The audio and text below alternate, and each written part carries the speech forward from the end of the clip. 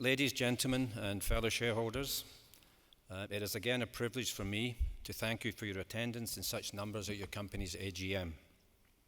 It continues to be a humbling experience for everyone on this podium to come here and witness the commitment you all show to our company and in turn to the Rangers Football Club. As I've said in previous years, the company's AGM is an important meeting. It allows shareholders to hold the board accountable for the manner in which the company's business affairs have been conducted in the most recent financial year. In this instance, the year ended 30th of June 2019. As you are all aware, the sole business of the company is its investment in the Rangers Football Club Limited, which is a wholly owned subsidiary of the company. In addition, much has happened subsequent to the financial year end that will be of interest to shareholders, and I will deal with that later on in this address. After conclusion of my speech, there will be an opportunity for shareholders to ask questions of the board and of the club's management. Unsurprisingly, many of the questions are directed at the on-field football activities rather than the financial statements. The Director of Football and the Manager are available today to deal with such questions, albeit Ross was only appointed after the period under review. At prior AGMs, I emphasised that our shareholder base included passive investors who are not supporters of the club and invested solely on the investment case made to them at their time of investment. When I spoke at our first AGM following regime change, this proportion of investors was extremely influential to the extent that they blocked key resolutions that I wished passed at that AGM. But with the substantial share issues over the last few years, the company has become dominated by supporter investors who clearly want the company to be a successful trading entity, but not at the expense of the on-field activities. I am much happier with the present shareholder mix, as it is the on-field activities that ultimately drive shareholder value.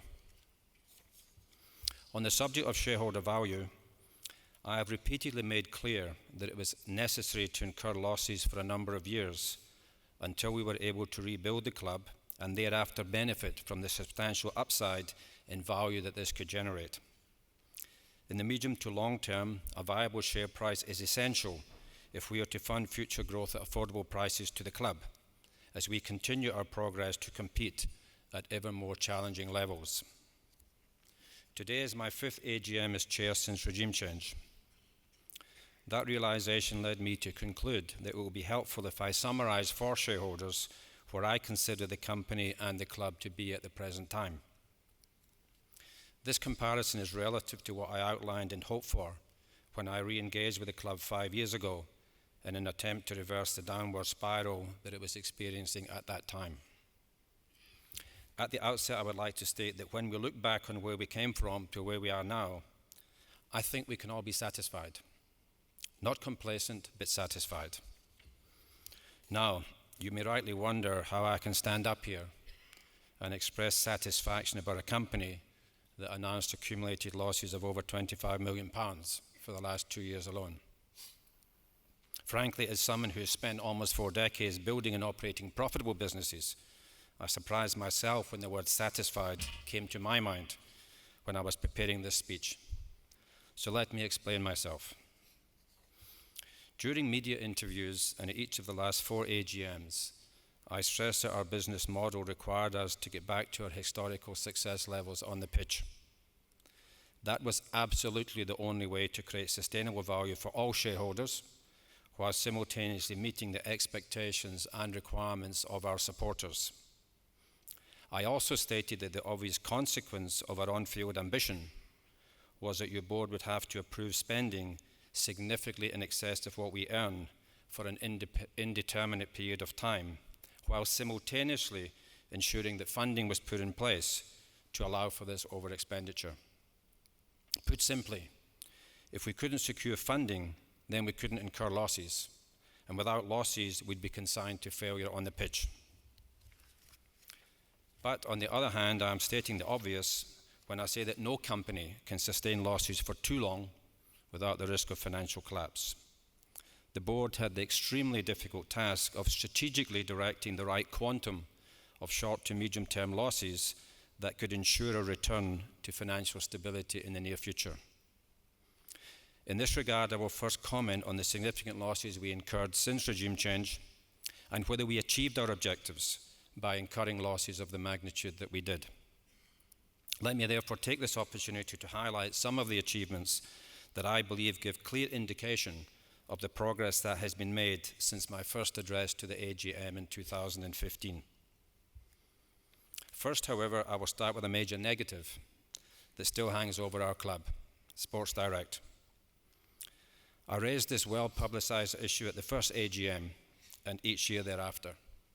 Yet, after believing that we had reached a good faith agreement with Sports Direct and Mike Ashley, which I reported on at the 2017 AGM, we continued to be bedeviled by Sports Direct's ongoing legal assault to retain influence over our retail activities. I cannot go into the detail of this ongoing litigation, save to say that, as before, we will continue to fight our corner to ensure that Sports Direct does not benefit from what I consider to be his ongoing bad faith in dealing with our club. Fortunately, I can also highlight areas of improvement that could not have been achieved if we had not been incurring losses of the magnitude that we did. When I spoke at the 2015 AGM, not that long ago, I stressed the importance of securing promotion that season from the Championship back to the Premier League. Today, we are not only back in the Premier League, but challenging at the top end of that league. That would have been impossible if we had not significantly invested in the playing squad, both with transfer fees and a vastly greater wage bill. Over the last 3 years alone, we've invested in excess of £30 million in our playing squad. This component is by far the largest contributor to our losses. This substantial investment in the playing squad was achieved while simultaneously investing heavily in Ibrox and Auchenhowie. We have an improved stadium that is debt-free, and we've upgraded our training facilities at Auchenhowie, which is also debt-free.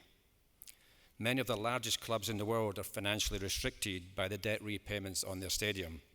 We are very fortunate indeed not to be in that position. In my judgment, the present performance on the pitch and the present condition of Ibrox and Auchenhowie are in themselves sufficient justification for the losses that we have incurred since 2015. But I have an even more compelling case to make, one that gives me a lot of personal comfort, both as a supporter and as a shareholder.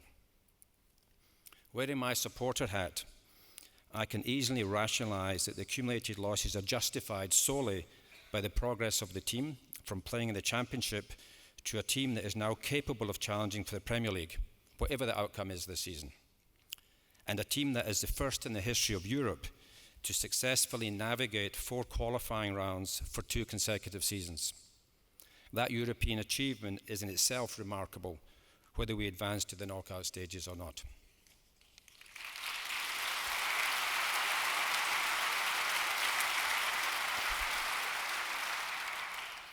So, purely on the basis of the team performance and the resultant European and improved commercial income, I believe that the value of our company since regime change has increased by more than the accumulated losses that we have incurred. But, at the risk of sounding like a home appliance salesman, wait, there's more. I have stressed that the largest part of the company's losses went to funding increased player costs. Consequently, an important aspiration was to utilize our increased player spend to give us a better quality on the park, while simultaneously creating a player pool value that is substantially higher than its cost of acquisition. Mark Allen and the manager worked diligently to achieve this after Stephen joined us at the beginning of last season. Based on discussions and offers that we have received from other clubs, I have had a personal comfort for some time that the value of our squad is significantly higher than the book value reflected in our balance sheet. I therefore decided, initially for my own comfort, to request the new Director of Football, Ross Wilson, to give me his fair value estimate of the individual players making up the player pool. Ross completed this exercise in consultation with the manager and provided me with 2 estimates. The first is the estimate of present market value, and the second included a projection as to where some of our players could get to if they continue to progress as currently expected.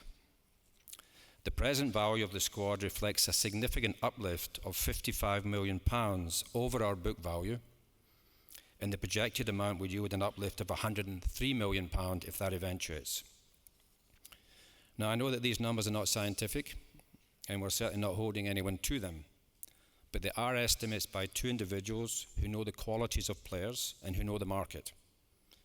This exercise validated my own information that the losses we have incurred have been well spent. We have created a substantial economic value that is not reflected on the balance sheet, whatever that figure is, and it's not in the figures presented to shareholders in advance of today's annual general meeting. That is good business by any account. I will not refer to the annual financial statements in detail, as you've all had the opportunity to review them. But I do wish to mention one key indicator from the year under review that, more than any other, reflects the obvious progress that we have made as a club.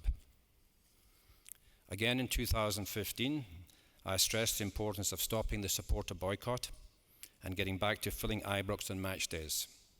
I also highlighted the poor image of our club and the consequent hesitance of commercial sponsors who were concerned about the stability of the club and the persistent negative media around our footballing and, more importantly at the time, our non-footballing activities. These factors had already decimated the revenue of the club at that time. The present improvement in the turnover of the company is the single largest measure of the progress we have made through the quality of the team's performance and the greatly improved image of the club. It reflects the perfect trifecta of improved team performance, resurgent fan support, and commercial sponsors again realizing the value of association with our club.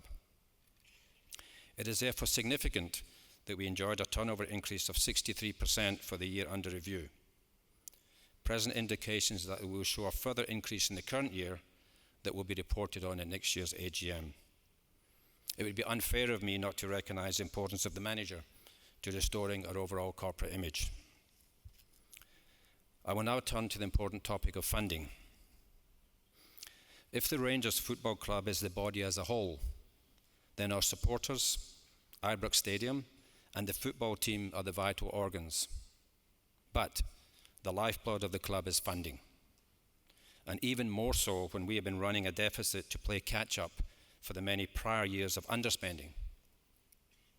I have stressed on numerous occasions how uncomfortable it has been for me and my fellow board members to be overseeing the operation of a business that was making ad hoc spending decisions, particularly during transfer windows, and then requesting investors to put up the cash after it was already committed to.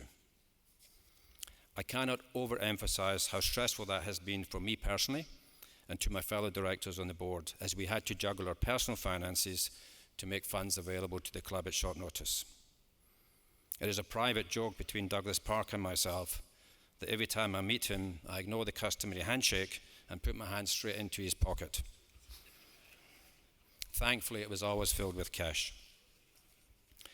Now, it was suggested to me from time to time that we could avoid the ongoing stress around funding by agreeing a funding amount in advance of each season and then sticking to it no matter what happens. However, while such an approach is feasible today, as I will come to later, it was not possible for the last years and would have prevented the club from being where it is today. I want to give a clear example because this is a very important issue for shareholders to appreciate. We're presently enjoying the benefit of a strong progressive manager who has a great support team and who has provided us with a competitive and entertaining team to watch in domestic and European matches. But that is a fairly recent occurrence that would not have happened if prior events did not unfold in a certain way and if the board had not reacted to them without reference to a fixed budget or funding constraints. It is no secret that in the last few years we have twice found ourselves in the unwanted position of having to part ways with our football management team.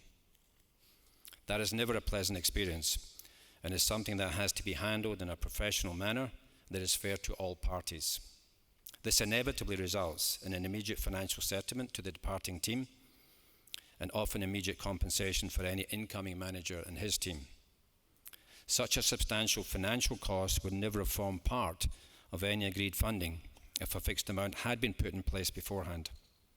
Consequently, the board would have no financial flexibility to make the changes deemed necessary mid-season and would either compromise or wait for the following season.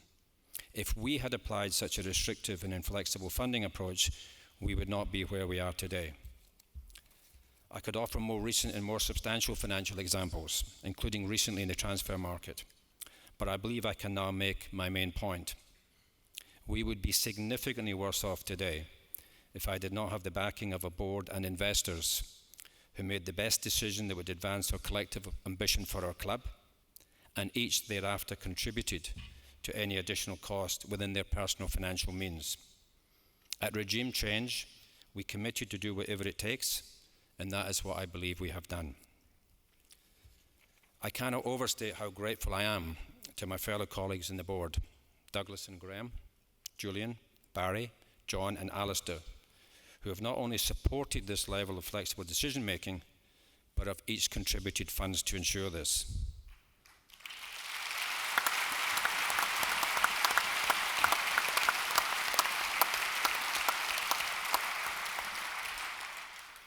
I also owe thanks to George Taylor and George Letham, who, although not on the board, have supported my calls for financial support. I recollect that in my very first interview, I suggested that we needed 30 million to fix the club, and that I would contribute 50% and the three bears with colleagues would contribute the balance. We have all exceeded these estimates.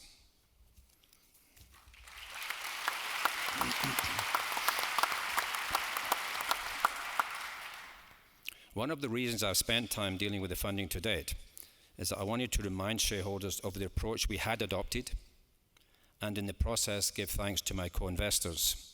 The second reason is to announce today that there is no longer a need to continue with this ad hoc funding approach. Since year-end, myself and my co-investors have made further substantial funds available to the club to meet our present commitments arising from the summer transfer window. Furthermore, the funding subcommittee of the board, comprising John Bennett, Julian Walhard, and George Taylor as an external advisor, are working on the final funding requirement to meet the runoff of our present committed shortfall. This will incorporate our expectations for the January transfer window, and this funding initiative will follow approval today of the resolution to issue new shares, which I'm certain will be adopted. Thereafter, there will be no further need for the board to fund on the ad hoc basis that was necessary while we were navigating our way out of the championship to where we are today. Going forward, the board can re-adopt the traditional method of financial planning. That will mean that commencing with the summer transfer window, the managing director, the sporting director and the manager can sit down with the board and get an approved financial plan covering player incomings and outgoing, and then just get on with it. Our ad hoc approach served us well to get to where we are today, but we must now look forward with a more balanced and consistent approach to funding. Commencing from the end of this financial year, there is no longer a strategic need to incur losses. I also want to point out another critical improvement at our club. In 2015, after the removal of the previous board, the club had no executive management structure whatsoever and a vastly insufficient and demoralized staff. Things have improved dramatically since then, and as I look across the podium today, I can see by far the strongest combination of a board and executive management that I've experienced since I was first appointed to the board 20 years ago. We finally have a strong operating board at the football club level that, following yesterday's board meeting, has now been empowered to drive the club forward. Henceforth, the football club executive will work within an agreed operational and financial plan and without the restriction and uncertainty of constant reference back to me or other members of the holding company to find out if funds are available. That is a huge step forward from our club from where we have been over the last number of years. A consideration of our more devolved decision making has made me reconsider the question as to whether there continues to be a benefit in a holding company for the Rangers Football Club versus the more traditional model of a single operating entity with a board that comprises executive and non-executive directors. I've therefore asked the company secretary to investigate the possibility of dismantling the holding company and issuing shareholders with equivalent shares directly into the football operating company, the Rangers Football Club Limited.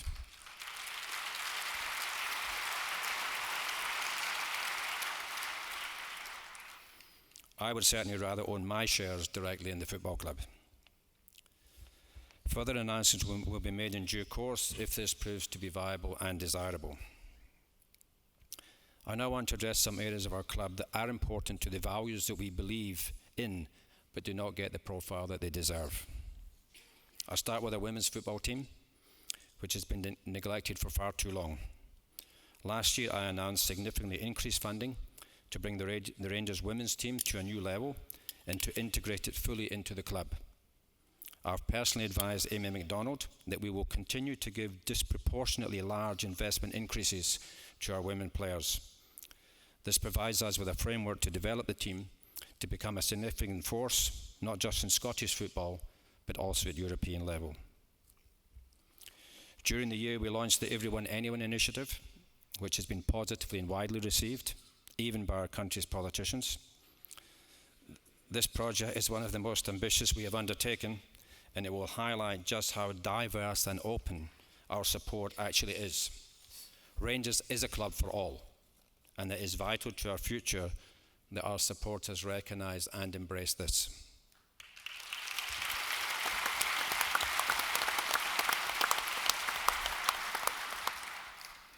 I also want to recognise the further significant progress of our academy under the guidance of Craig Mulholland. Over the last few years, the academy has gone from strength to strength and will undoubtedly become a source of considerable talent that will emerge to play in our first team. The academy progress is most encouraging for the club and has the full backing and support of the sporting director and the manager. The Rangers Youth Development Company is an important funder of our academy, and today has contributed almost £8.5 million towards our club. In addition to supporting the academy, profits earned from the Rangers pools are ring-fenced exclusively for the upkeep and maintenance of Ibrox Stadium. I thank the Rangers Youth Development Company, which is directed so well by Colin Stewart, for their continued commitment and support.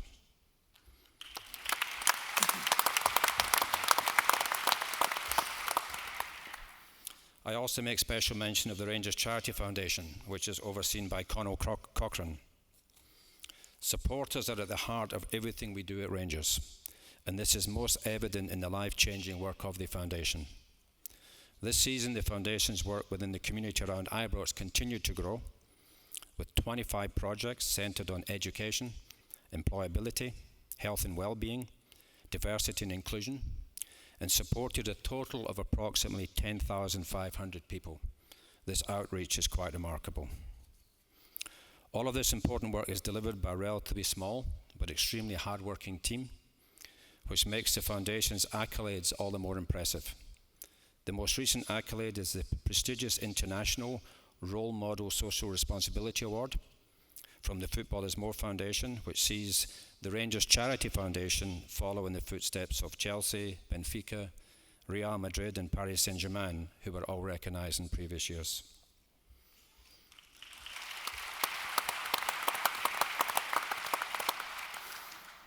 I also pay tribute to members of the Rangers family that passed away during the last year.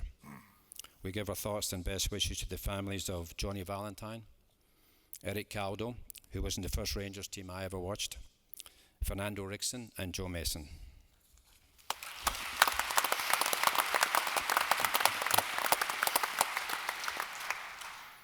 I also welcome this opportunity to thank my colleagues on the board and the management and staff throughout the club for their continued support and dedication over the past year.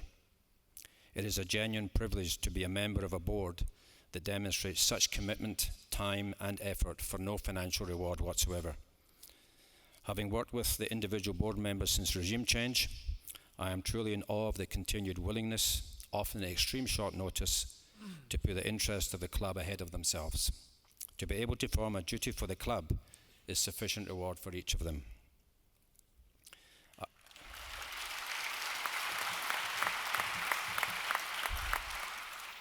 I owe special thanks to Douglas Park, who has been of immense assistance to me over the last year in his role as Deputy Chairman. A lot has been going on in Glasgow that could not easily be dealt with without the assistance of someone on the ground. Thank you, Douglas.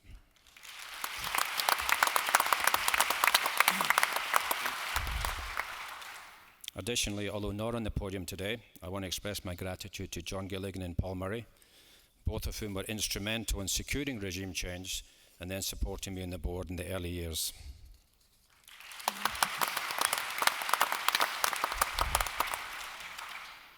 I end on a personal note.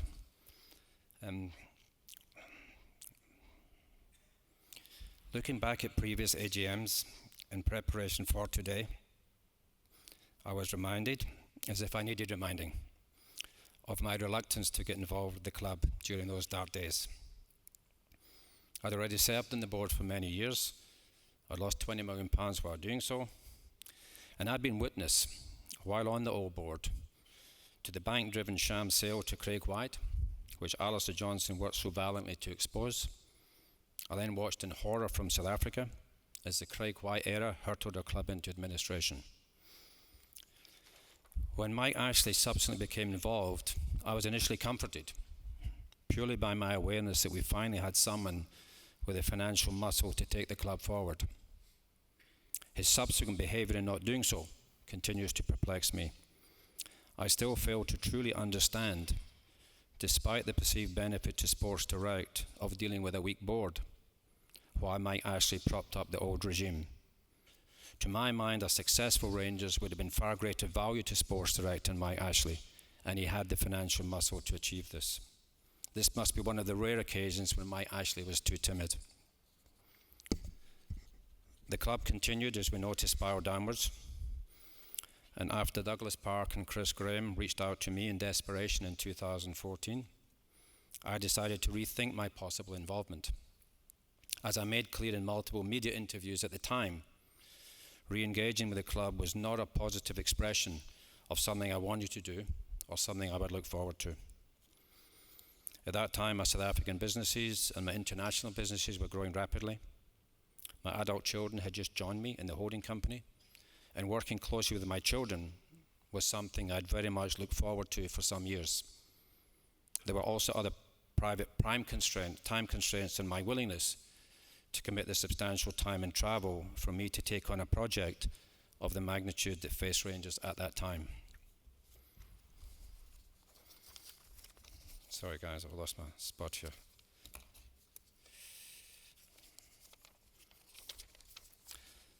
Sorry, I got it. I took some time before deciding, extremely reluctantly, to enter the fray and take a leading role in removing the previous regime. It was ultimately a sense of duty to present Rangers supporters and to the memory of those that had gone before that overcame my natural resistance, as I was fully aware that if we were successful in removing the old board, that I would need to follow that up by committing my own time and financial resources to the recovery period. I was fully alert to how daunting and time-consuming this task would be, particularly for someone not resident in the UK, as it would add substantial overseas travel to an already extremely busy schedule. I've stated in public many times before, being chairman of Rangers is not an experience I've been able to enjoy. It's always remained a duty. Dealing with the Sports Direct legal issues was extremely time-consuming and frustrating. Mike Ashley's attempt to have me committed to jail for speaking ill of Sports Direct in a TV interview was certainly a low point. The fact that the previous board and other parties agitated with the takeover panel in an effort to have me excluded from assisting in Rangers recovery created many personal complications for me with the exchange control authorities in South Africa, and cost me over £1 million in wasted litigation costs related to my status to make the offer. In fact, the South African exchange control involvement in reviewing what was going on at Rangers because of the takeover panel had a subsequent negative impact on the club. Since year end, I put in an additional £5 million to assist with immediate funding of our summer transfer business. the South African Authority would not approve a further investment in shares in Rangers, and eventually only approved a loan on an interest earning basis. That is one reality I face from living in a country that continues to have capital controls. However, as I highlighted earlier, the crisis is now finally behind us and normal activities can resume. In order to have smooth succession planning, I therefore advised the board last month that this will be my final AGM. The hard work of recovery is now done, and I intend to step down from the board in the new year as soon as the new funding round has been concluded by the subcommittee and as soon as the new devolved operating structure for the club that was approved yesterday has been fully implemented. I estimate that will take about 4 months. I now look forward to paying more attention to my South African and international businesses and to finally having the time to work with my children in the manner I had intended before my duty to Rangers put that plan in the back burner. The South African economy is very tough at the moment, and it is time that I redirected much more of my attention to my private affairs. I would not step down if the club continued to need my services and support, but it doesn't. I thank all our shareholders and fans for the absolutely magnificent support I have received. Despite the personal trials and tribulations, I want to state that being the chairman of Rangers has been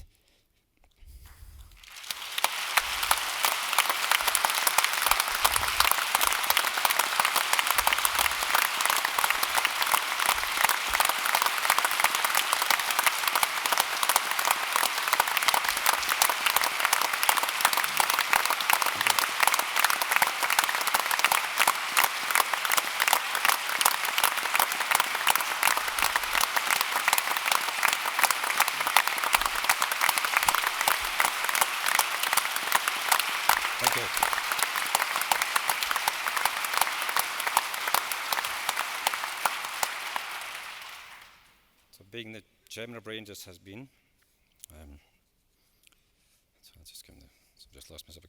has been by far the greatest privilege of my business life, and I will continue to use my shareholding influence to support the club and its board. I will also continue to represent Rangers on the board of Rangers Retail Limited until conclusion of the litigation with Sports Direct, however long that takes. I'll now open up the meeting to questions. Thank you.